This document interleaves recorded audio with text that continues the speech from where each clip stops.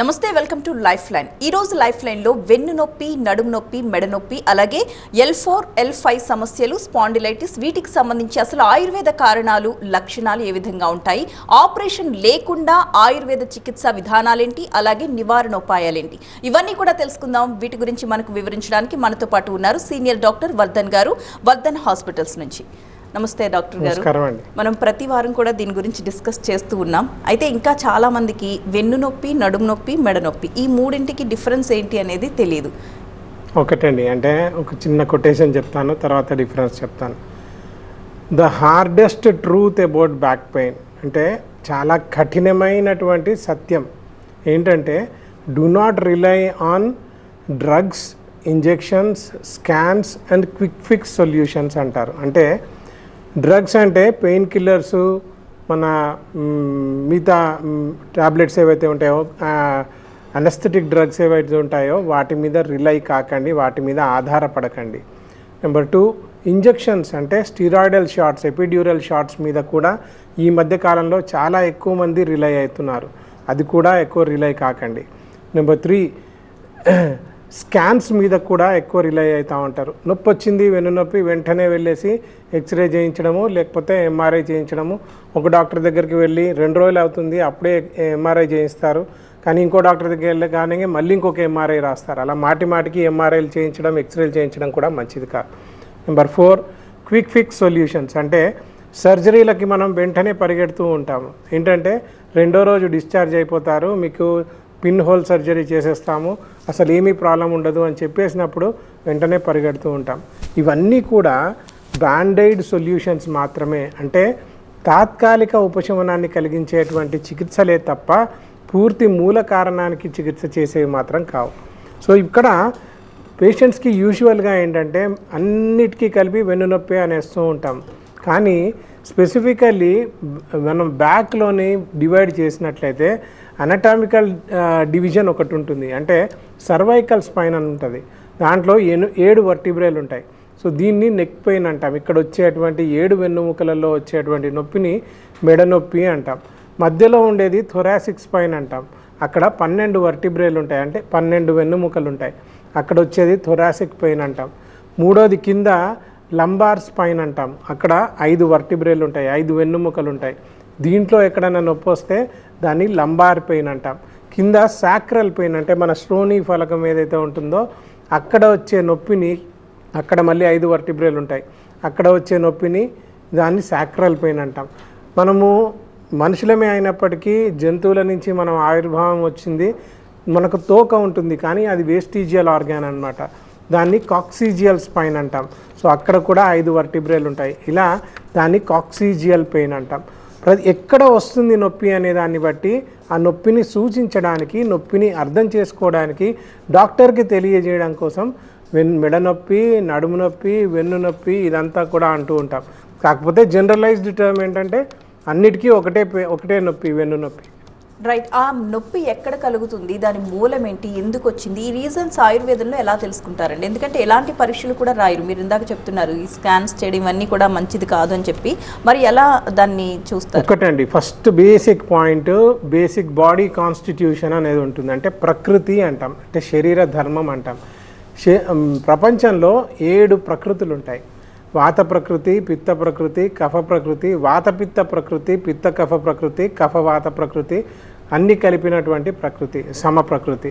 So వాత ప్రకృతి person ఎలా ఉంటాడు అని అంటే సన్నగా ఉంటాడు, అంతా డ్రైగా ఉంటుంది, హెయిర్ డ్రైగా ఉంటుంది, చంచలత్వం ఎక్కువగా ఉంటుంది, బాగా కదులుతూ ఉంటారు, ఆలోచన ధోరణి కూడా మారిపోతూ ఉంటుంది, ఫోకస్ ఉండదు. ఇలాంటి లక్షణాలన్నీ ఉన్న వాళ్ళని వాత ప్రకృతి అంటాం.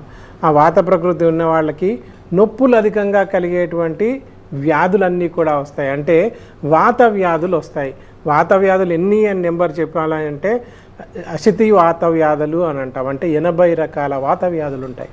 దాంట్లో మెడ నొప్పి అంటే గ్రీవవాతం అంటే మెడ నొప్పి, కటివాతం అంటే నడుము నొప్పి, సంధివాతం అంటే మోకాలు నొప్పి, పక్షవాతం అంటే మొత్తం పెరాలసిస్ రావడం, రెండో రకమైనటువంటి ప్రకృతి ఎలా ఉంటుంది, పిత్త ప్రధాన ప్రకృతి అంటే పిత్త ప్రకృతి.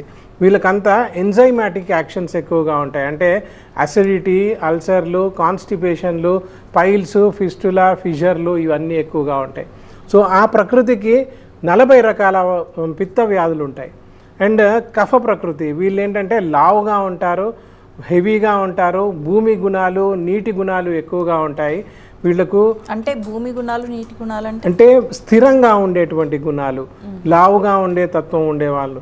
గురుగుణం ఎక్కువగా ఉంటుంది. స్నిగ్ధ శీత గురుర్మంద లక్షణం రత్న స్థిర కఫ అంటాం. సో ఇవన్నీ పాయింట్ టు పాయింట్ ఎక్స్ప్లెయిన్ చేయాలంటే చాలా టైం పడుతుంది. కాకపోతే స్టౌట్గా ఉండి, హెఫ్టీగా ఉండి, ఎక్కువగా లావుగా ఉండి, బరువు పనులు చేయలేని వాళ్ళు, దూరం నడవలేని వాళ్ళు, వీళ్ళందరూ కఫ ప్రకృతి అంటాం. ఆ ప్రకృతిని ఫస్ట్ అసెస్ చేసి, ఈ కఫ ప్రకృతిలో మళ్ళీ 20 రకాల వ్యాధులు వస్తాయి. దాంట్లో డయాబెటీసే కావచ్చు, హార్ట్ ప్రాబ్లమ్సే కావచ్చు, స్కిన్ ప్రాబ్లమ్సే కావచ్చు, యూరినరీ ప్రాబ్లమ్సే కావచ్చు, స్ట్రిక్చర్ యురేత్రా లాంటి కండిషన్సే కావచ్చు, సోరియాసిస్ లాంటి కండిషన్సే కావచ్చు. ఇవన్నీ కూడా మళ్ళీ కఫ ప్రకృతిని బేస్ చేసుకొని వస్తాయి. సో బేసికలీ బేసిక్ బాడీ కాన్స్టిట్యూషన్ని ఫస్ట్ ఐడెంటిఫై చేసి ఎక్కడ ప్రాబ్లం ఉంది, ఏ దోషంలో ప్రాబ్లం ఉంది, ఇప్పుడు చెప్పినట్టుగా వాతంలో, పిత్తంలో, కఫంలో తేడా ఉందా అనేది గమనించాలి. నెక్స్ట్ ఆ వ్యాధి ఏ ధాతువు లెవెల్లో ఏర్పడింది అనేది తెలుసుకోవాలి. అంటే రసశృంగాంసం ఏదో అస్థి మజ్జా శుక్రాని దాతవ అంటారు. రసము అంటే మనం తిన్న ఆహార రసం జీర్ణమైనాక మన బాడీలో అబ్జార్బబుల్ ఫామ్గా ఏదైతే అవుతుందో దాన్ని రసం అంటారు. దాని తర్వాత రక్తంగా మారుతుంది, మాంసంగా మారుతుంది, మేధస్సు అంటే ఫ్యాట్గా మారుతుంది, అస్థి అంటే బోన్గా మారుతుంది, బోన్ మ్యారోగా మారుతుంది, హార్మోనల్ సిస్టమ్గా మారుతుంది. ఏ ధాతు లెవెల్లో వ్యాధి ఉంది అనేది తెలుసుకోవాలి. నిజానికి వాత రోగాలన్నీ కూడా, నడుము నొప్పి అంతా కూడా అస్థి మజ్జాగత రోగం అంటాం. అంటే 5th 4th ధాతువు లెవెల్లో మనకి ఈ ప్రాబ్లం వస్తుంది. అక్కడ ఉందా, రక్తంలో ఉందా, లేకపోతే ఓన్లీ డైజెస్టివ్ సిస్టంలో ప్రాబ్లం ఉందా అనేది గమనించాలి. ఇక్కడ ఒక చిన్న పాయింట్ చెప్తాను. నడుము నొప్పి అనగానే నడుములో ప్రాబ్లం ఉంది అని అనుకుంటాం, కానీ ఆయుర్వేదం ప్రకారం అది చాలా తప్పు. ఇప్పుడు ఈ ప్రాబ్లం అంతా కూడా మన కడుపులోనే ఉంటుంది. అంటే స్మాల్ ఇంటెస్టైన్, లార్జ్ ఇంటెస్టైన్, వాతస్థానం. సో ఆ వాతస్థానం పక్వాశయ కటిశక్తి స్తోత్రాస్తి స్పర్శనేంద్రియ స్థానం వాతస్య తత్రాపి పక్వాదానం విశేషత అంటాం. అంటే పక్వాశయంలో స్థాన సంశ్రయం ఉంటుంది, అక్కడ వ్యాధి ఏర్పడుతుంది. దాన్ని క్లియర్ చేస్తే కానీ మీకున్న వెన్నునొప్పి తగ్గదు. సో మూలానికి ట్రీట్మెంటు అని అంటే నడుములో ట్రీట్మెంట్ కాదు, నడుము లోపలికి ఏదైతే ప్రాబ్లం వచ్చిందో దానికి మూలమైనటువంటి దోషాలేంటి, ధాతువులేంటి, ఆ స్థాన సంశ్రయం ఏంటి, మీ బాడీ కాన్స్టిట్యూషన్ ఏంటి, ఎంతవరకు మీరు దాన్ని బేర్ చేయగలరు, మీ ఆహార శక్తి ఏంటి, వ్యాయామ శక్తి ఏంటి, మీకు ఏది ఇష్టము, ఏది ఇష్టము, మీరు ఎంత పని చేస్తారు, ఎంత పని చేయరు, ఇవన్నీ బేస్ చేసుకున్న తర్వాతనే మనము ట్రీట్మెంట్ స్టార్ట్ చేస్తాం. కాబట్టే సొల్యూషన్స్ క్విక్ సొల్యూషన్స్ కాకుండా మూల కారణం తీసివేసేటువంటి ప్రయత్నం. అంటే టెస్ట్లు ఏంటి అనేది కాకుండా మనిషితో మాట్లాడి పూర్తిగా వాళ్ళ యొక్క లక్షణాలు, వాళ్ళ జీవనశైలి అన్నీ క్షుణ్ణంగా తెలుసుకున్న తర్వాత వాళ్ళది ఏ రకమైన ప్రకృతికి సంబంధించిన శరీరమో దాన్ని బట్టి మెడిసిన్ ఇస్తారు. మీరు చాలా సింపుల్గా చెప్పేశారు. నేను ఇంత చాలా పెద్దగా చెప్పాను, మీరు చాలా సింపుల్గా చెప్పారు. కాకపోతే ఇక్కడ ఒక చిన్న పాయింట్ ఏంటంటే ఎక్స్రేలని, ఎంఆర్ఐలని బేస్ చేసుకొని ట్రీట్మెంట్ చేస్తే ఎప్పటికైనా తప్పే జరుగుతుంది. ఎందుకంటే ఒక కరెక్ట్ ఎక్స్రే రావాలంటే 2500 ఎక్స్రేలలో ఒక కరెక్ట్ ఎక్స్రే వస్తుంది. ఇది రాబర్ట్ డిబోయో అనే న్యూరో సైంటిస్ట్ చెప్పినటువంటి మాట. ఎంఆర్ఐలో విషయానికి వస్తే 75% ఆఫ్ ఎంఆర్ఐ ఈజ్ రాంగ్.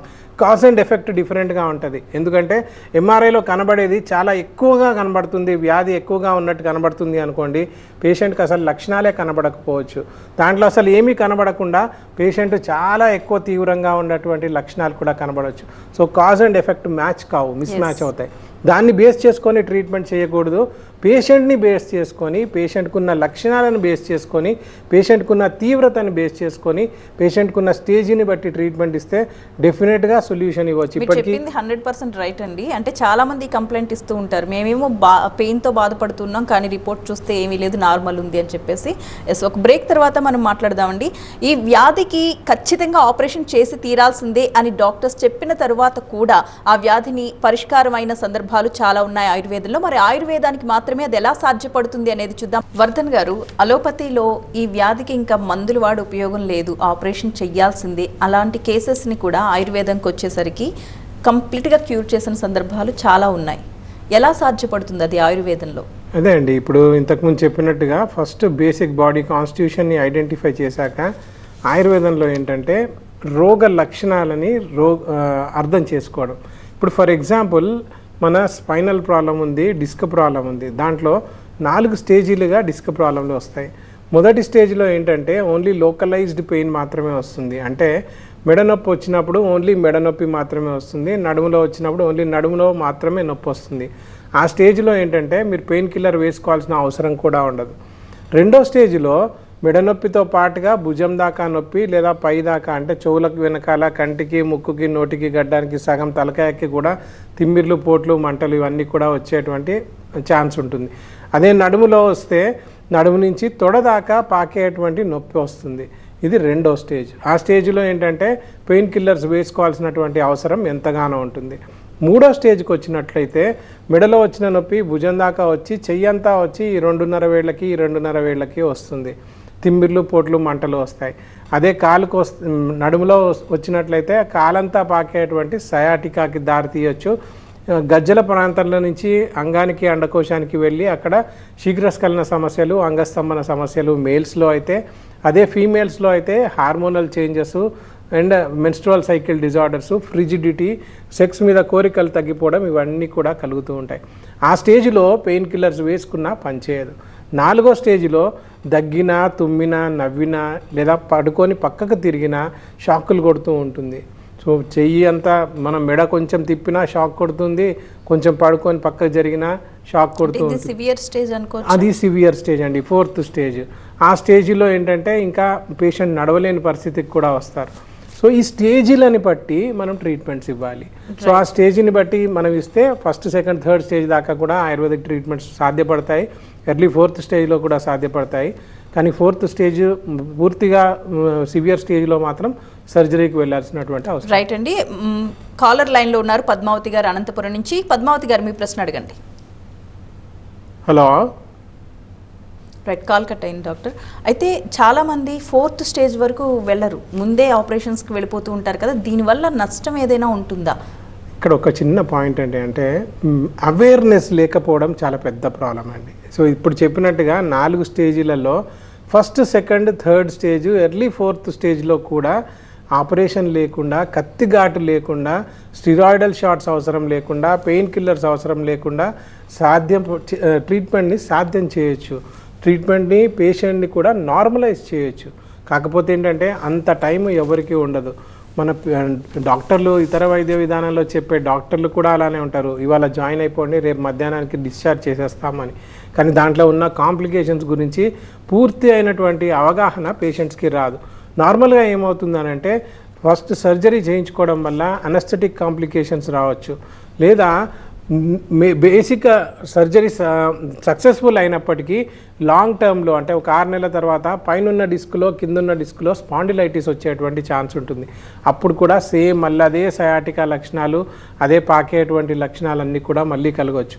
ఇక్కడ ఒక 5 సంవత్సరాల వ్యవధిలో ఒక స్టడీ చేస్తే సర్జరీ కన్నా ముందు లేదా సర్జరీ చేయించుకున్నటువంటి వాళ్ళు ముందు ఏదైతే నొప్పి ఉందో, సర్జరీ తర్వాత కూడా అంతకన్నా తీవ్రమైనటువంటి నొప్పి కలిగే ఫెయిల్డ్ బ్యాక్ సర్జరీ సిండ్రోమ్ అని ఒకటి, సర్జరీ ఫెయిల్ అయినటువంటి ఒక సిండ్రోమ్ కూడా ఏర్పడుతూ ఉంది. రైట్ అండి. కాలర్ లైన్లో ఉన్నారు శ్రీకాకుళం నుంచి గణేష్ గారు. గణేష్ గారు మాట్లాడండి. సార్ నమస్కారం అండి. నమస్తే సార్. సార్ చెప్పండి. సార్ మా మదర్కి 5 months బ్యాక్ బల్క్ ప్రాబ్లం వచ్చింది, అంటే సడన్ గా బెండ్ అయితే నడవలేకపోతున్నారు. ఓకే. ఆ తర్వాత లోకల్ హాస్పిటల్ తీసుకువెళ్ళి ట్రీట్మెంట్ ఇచ్చాక ఎంఆర్ఐ స్కాన్ తీసాము. ఓకే. తర్వాత L4, L5 డిస్క్ ప్రాబ్లం ఉంది, హెవీగా ఉంది, సర్జరీ కావాలి అనేసి రాశారు. ఓకే. ఆ తర్వాత తెలిసిన వాళ్ళ ద్వారా లోకల్ ఆయుర్వేదిక్ మెడిసిన్ చూసుకొస్తే కొంత తక్కువ ఉంది సార్. ఓకే. ఇప్పుడు ఏంటంటే పెయిన్ తగ్గింది, నడవగలిసి మీద కొంచెం వాకింగ్ లో చిన్న చేంజ్ వచ్చింది సార్. అంటే రైట్ సైడ్ ఫుడ్ ప్రాపర్ గా పడట్లేదు వాక్ చేసేటప్పుడు.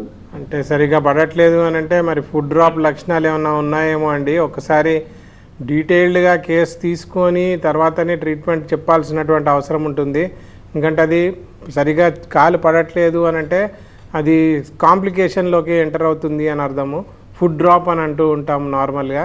సో ఒకసారి స్క్రోల్ అయ్యే నెంబర్కి కాల్ చేయండి 8880847847కి డీటెయిల్స్ మొత్తం పంపించండి. దాని తర్వాత నేను మాట్లాడతాను లేదా మా డాక్టర్స్ మాట్లాడతారు అమ్మగారితోటి మీతోటి. దాని తర్వాత ఒకవేళ అవసరం అనుకుంటే మీరు తీసుకొద్దురు, కానీ అండ్ ఫ్యూచర్ ప్లాన్ కూడా ఏం చేయాలి ఎలా చేయాలి అనేది క్రిస్టల్ క్లియర్గా చెప్పేస్తామండి.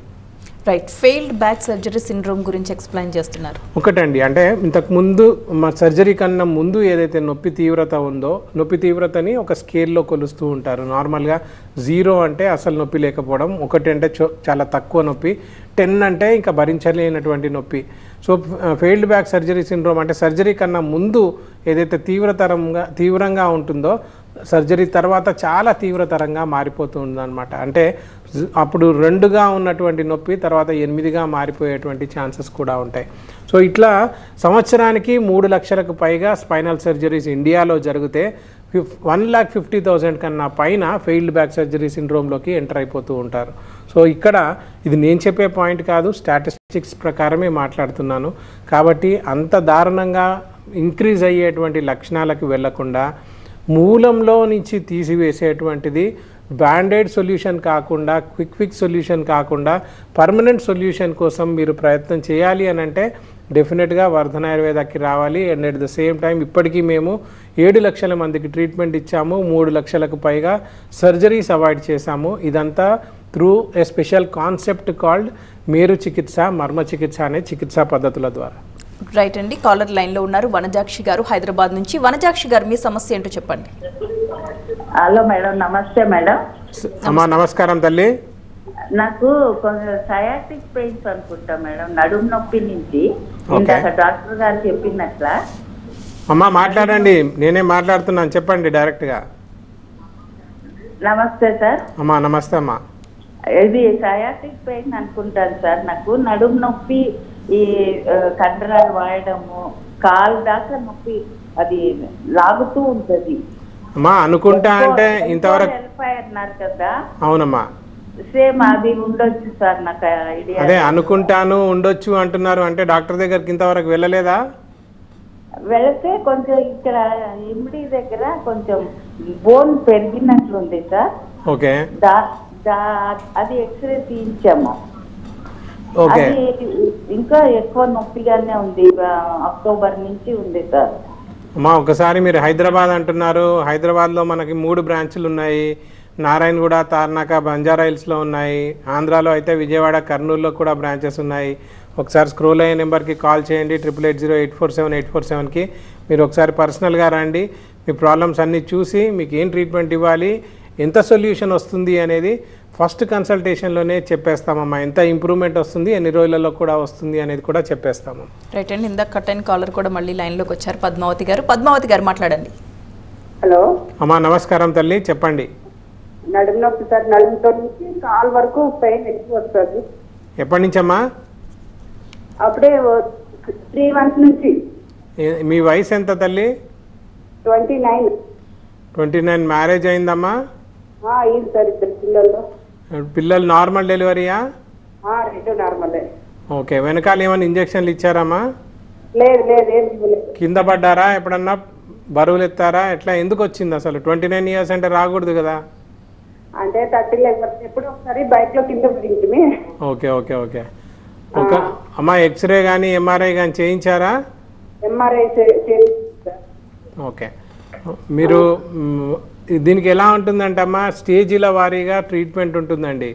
4 ప్రాసెస్లు ఉంటాయి ఆయుర్వేదంలో. నెంబర్ 1 మసాజ్డ్ బేస్ థెరపీ ఉంటుంది. ఇంతకుముందు చెప్పినట్టుగా మేరు చికిత్స, మర్మ చికిత్స అనే చికిత్సా పద్ధతులు ఉంటాయి.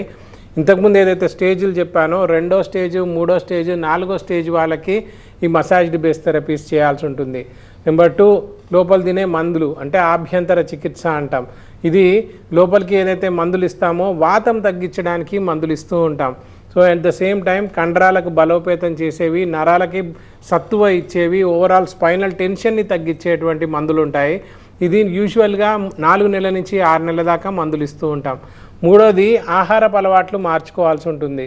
సో మీ బాడీ కాన్స్టిట్యూషన్ని బట్టి ఏ ఆహారం తీసుకోవాలి, ఏ ఆహారం తీసుకోకూడదు, ఏ పోస్చర్లో ఉండాలి, ఏ పని చేయాలి, ఏ పని చేయొద్దు అనేది డిటర్మినేషన్ చేస్తాము. అది టైలర్ మేడ్గా ఉంటుంది, మీ బాడీ కాన్స్టిట్యూషన్ని బట్టి ఉంటుంది.